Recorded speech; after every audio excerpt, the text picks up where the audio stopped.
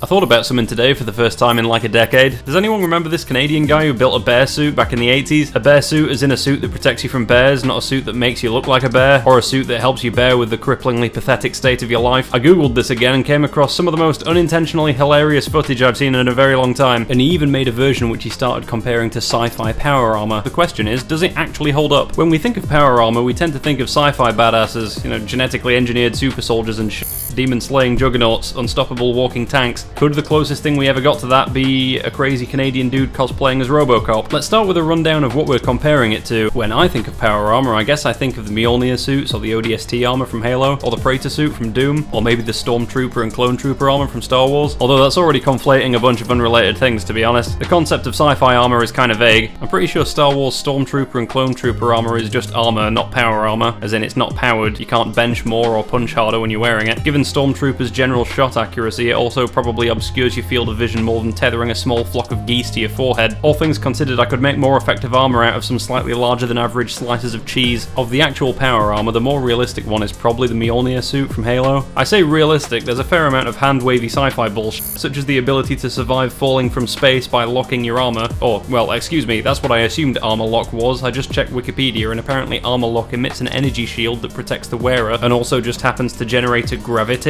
effect that prevents you from moving. Here I am thinking the law was that the suit locks you into a suggestive pose and somehow that prevents you from being liquefied when you slam into the ground at Mach 10. I thought Master Chief was just like, maybe if I don't move, gravity will forget to hurt me. Anyway, no, that wouldn't work.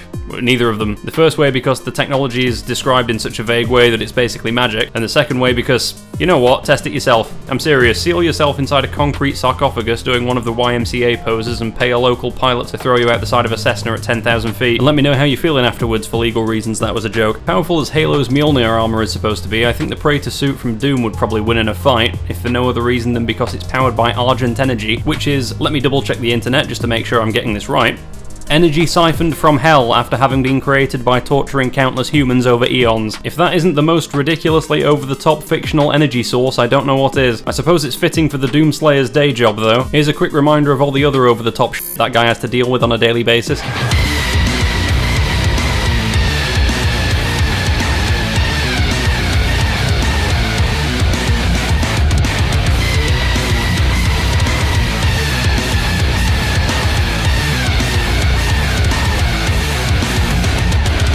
As an unintentionally hilarious side note, apparently Argent Energy is also the name of a European company that produces biodiesel out of waste products. I wonder if they're annoyed that millions of people associate their brand name with being brutally dismembered. I hope the CEO goes to their corporate events dressed as the Khan maker and pretends everything's fine. Meanwhile, back at the actual point of this video, this is Troy Hurtubise.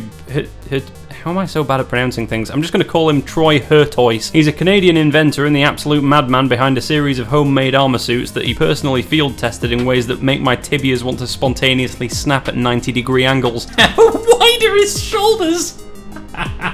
Sorry to interrupt, this is just a quick message to say, statistically speaking, you're probably not subscribed, so I'll make you a deal. Press the subscribe button and I won't come over to your house and do this. I'm just riding on my bike and... Alright, thanks, back to the video.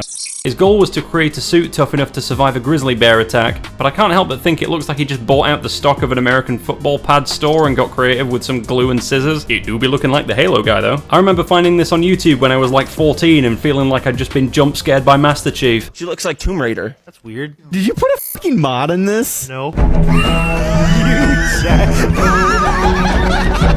There was a documentary about the suit called Project Grizzly. I'd be lying if I said I'd seen it, however you can find the footage of him testing the suit prototypes on YouTube, and you'd be forgiven for thinking Troy has a kink for being maimed horribly. I wonder if people ever tried to reason with him on this. Alright Troy, as you may know, I'm your accountant, and you just spent all of your money developing the bear suit. You're not in a great financial situation, so we really need to be focusing on a way to get you generating income. Yeah, give me a minute, need to test the suit a little.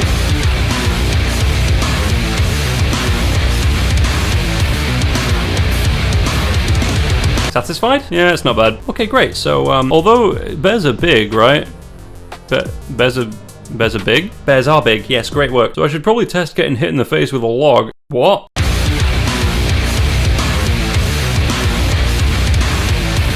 Alright, yeah, that works pretty well. Oh my god, are you okay? Yeah, I'm fine. Why did you need to be in the suit? I wonder how well it would handle being catapulted down a cliff. I can't imagine that's a particularly good simulation for a bear attack.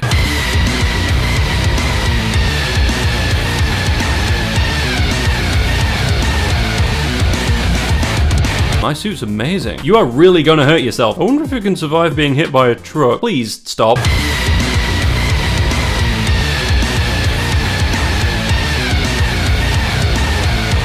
You know, I should probably make another suit that hurts less when I do that in it. You don't have any money to make another suit, Troy. This is what I've been trying to tell you. Too slow, made another one. Wait, what? Wow, that thing looks like shit. Oh, that's not very nice. I spent a lot of money on this. That better not be true. Bored now, violence time.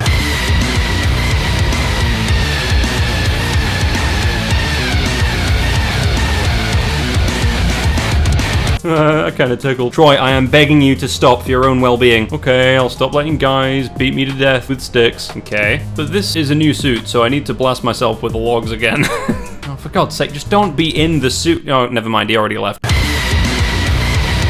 Oh, that really was exceptionally painful. Okay, Troy, stop. Alright, fine. No more getting into the suit and letting people hit me. Or letting vehicles hit you. Or letting vehicles hit me. Or jumping off cliffs. But you know what bears are really known for? What's that? Arson.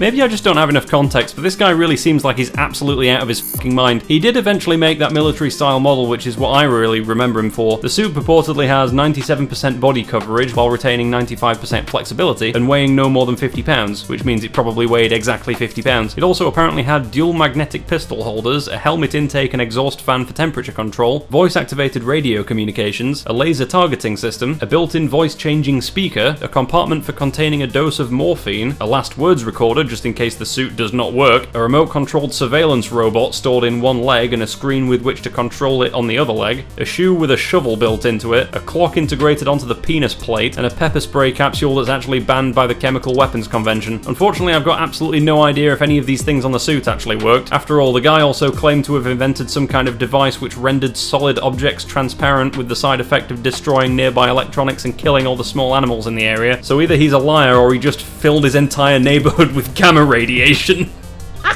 He also never got his armor adopted by the military like he wanted, and then he fell on hard times. But hey, we've all been there. Falling on hard times, I mean. Not failing to have your proprietary technology adopted by the Canadian military. I'd be lying if I said that wasn't very much a him problem. Anyway, how many of you f***ing guys have made your own ODST armor? Only in this case, I guess it doesn't stand for Orbital Drop Shock Trooper, it stands for, oh dang, it's Troy. And who knows what's next? Who knows what he's up to? The guy's a living legend. Perhaps he's out there constructing his next incredible invention. Maybe the next suit will be the big one. Perhaps we haven't seen the last of... Oh, never mind, he's dead. Well, thanks for watching, everybody. Like, subscribe, or join the channel if you want, and I'll catch you next time. Over and out.